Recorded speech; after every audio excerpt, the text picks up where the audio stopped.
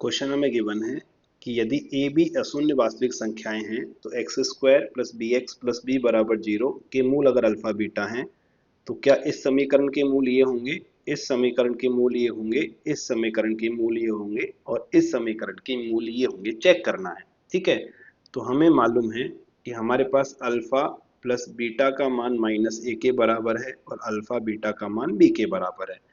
अगर किसी समीकरण के मूल अल्फा स्क्वायर बीटा स्क्वायर हैं तो आपको योग क्या मिलता है sir? Alpha square plus beta square के बराबर मिलता है, यानी अल्फा प्लस बीटा का whole square minus two alpha beta. ठीक है, तो ये क्या मिलेगा sir? A square minus four b. और गुणनफल क्या मिलेगा? गुणन आपको मिलेगा अल्फा स्क्वायर बीटा स्क्वायर, तो ये क्या मिलेगा सर? बी स्क्वायर के बराबर मिलेगा। तो समीकरण क्या होना चाहिए?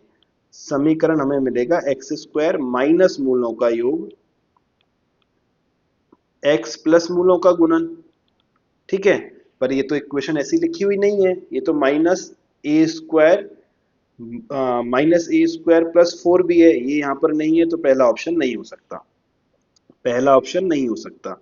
सेकंड देखो, one upon alpha one upon beta. अब ये तो हम जानते हैं कि किसी समीकरण के मूल अगर अल्फा हैं और हमें ऐसी समीकरण निकालना है जिसके मूल वन अपॉन अल्फा हैं, तो हम क्या करते हैं? हम x को वन अपॉन एक्स से रिप्लेस कर देते हैं। क्या करते हैं? x को वन अपॉन एक्स से रिप्लेस करते हैं। और वैसे चाहो तो निकाल सकते हो इसको भी आप।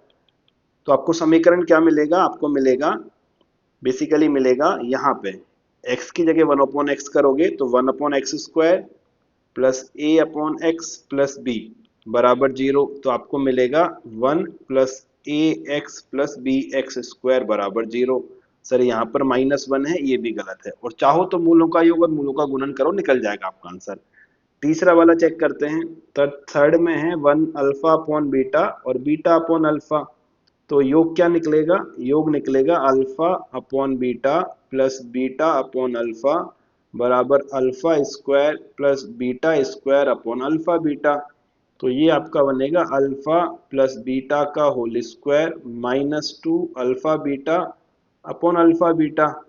तो सर अल्फा प्लस बीटा का स्क्वायर यानी a square minus two b upon b. ठीक है, और गुणन क्या मिलेगा? गुणन तो हमको वन मिलेगा।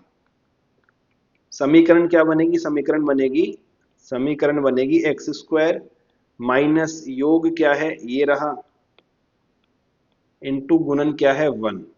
तो हमारे पास आ गया है b x square minus a square minus two b x plus b बराबर जीरो। ये भी नहीं है, ये भी सही नहीं है, तो ये भी गलत होगा। तो ऑप्शन नंबर फोर ही हमारा सही है। फोर को आप चाहो तो चेक कर लो। कैसे चेक करें? चौथा वाला ऑप्शन। ठीक है, योग क्या होगा? Alpha minus one plus beta minus one, यानी alpha plus beta minus two. Alpha plus beta क्या है? Minus a minus two. गुणन क्या मिलने वाला है सर? अल्फा माइनस वन और बीटा माइनस वन। वैसे इसको रिप्लेसमेंट से भी कर सकते हो, पर कोई बात नहीं। ये आपको मिलेगा alpha beta minus alpha plus beta plus one. तो अल्फा बीटा का मान क्या आ गया सर? अल्फा बीटा का मान आ गया है बी, और इसका मान आ गया है प्लस का ए, इसका मान आ गया है प्लस का वन। समीकरण क्या होने वाला है? एक्स स्क्वायर माइनस योग इंटू एक्स प्लस गुणन। तो देखो यही आपका ऑप्शन नंबर फोर होना चाहिए।